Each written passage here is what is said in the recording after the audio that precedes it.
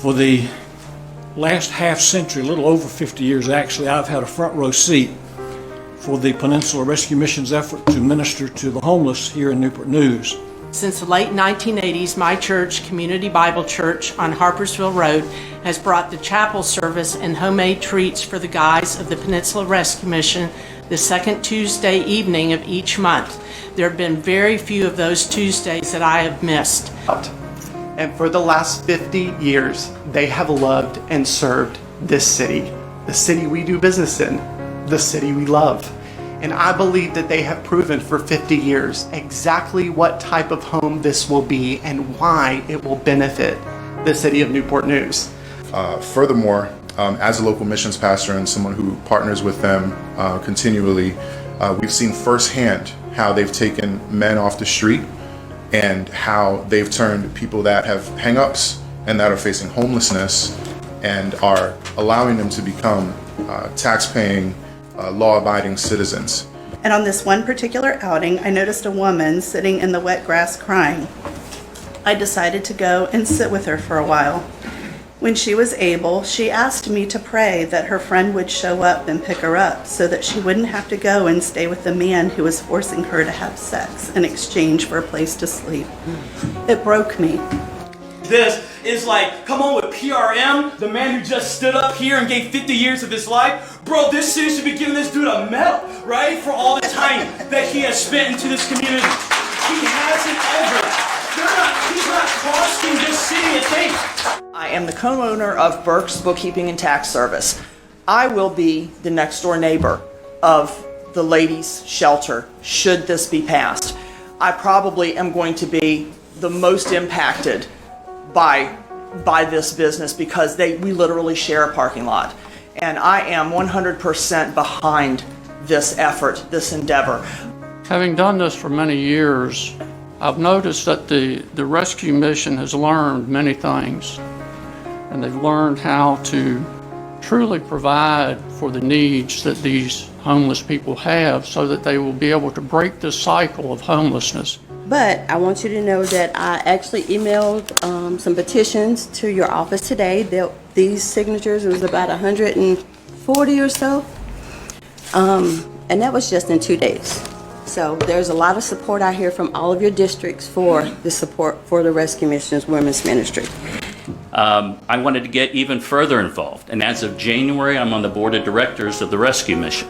I now see the strategic long-term vision of the mission, and that is clearly to have this women's group home get established on Warwick Boulevard at the address so that we can make a difference and continue to make a difference in the community. Gifts. She even spent some time working with Mr. Troy over at the thrift store. Ladies and gentlemen, that's 5 generations involved in this work, with the best yet to come. When did we see you a stranger and invite you in, or needing clothes and clothe you? When did we see you sick or in prison and go visit you? The king will reply, truly I tell you, whatever you did for one of the least of these brothers and sisters, you did for me. Being a counselor for 22 years has given me confidence, a sense of responsibility, passion, and leadership skills that help me to grow my own business, manage other businesses, and live a life of integrity. And I'm in here, and like I said, I'm in here on behalf of them. As you all know, the connection that you see that I have with the mayor and other council, I have connection with these people here too. So with my personal connection and my connection with the community, there are women out here that need help. 4 Oaks Day Services Center, and from all I know about it, it's amazing. It does exactly what it was designed to do during the day.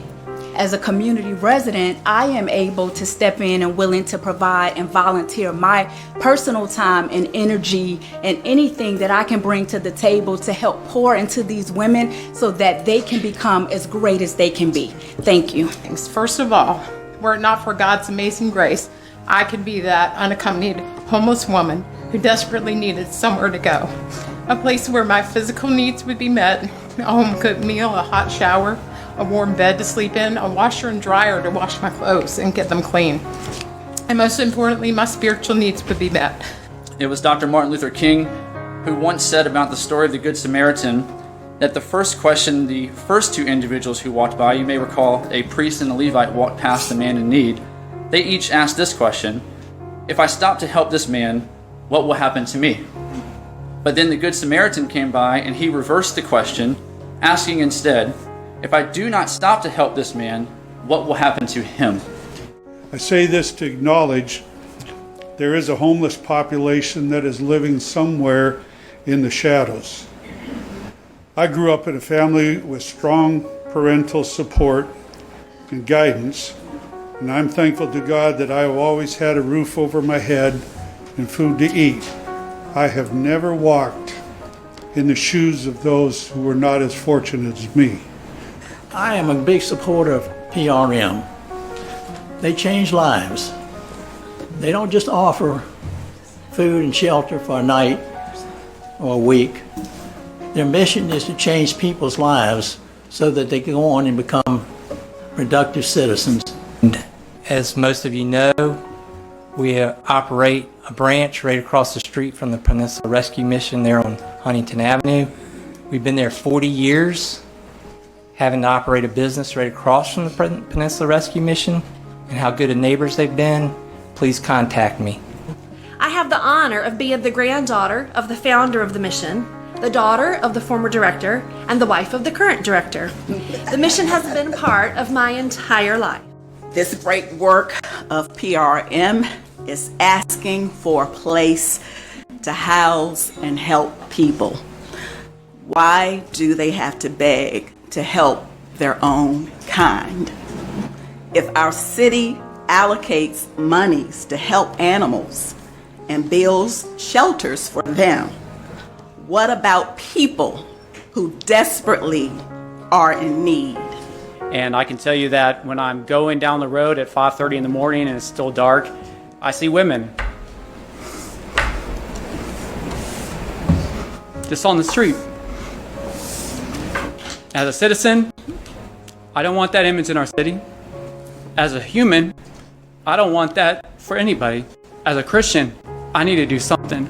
And so that's why I want to be part of the rescue mission. And on my drive home, I see panhandlers regularly. And in fact, I saw one on my way here today. And they're always standing right next to a sign that says, please don't give to panhandlers. Please give to an agency or a charity. And that begged the question, all right, who should I be giving to? And so I went and I did my research and I landed on PRM because they have a proven track record. City Council, the fact of the matter is, whether you vote yes or no tonight, we are all in this room going to go back to our dry, air-conditioned homes. This is a luxury that these homeless women PRM is trying to serve does not have.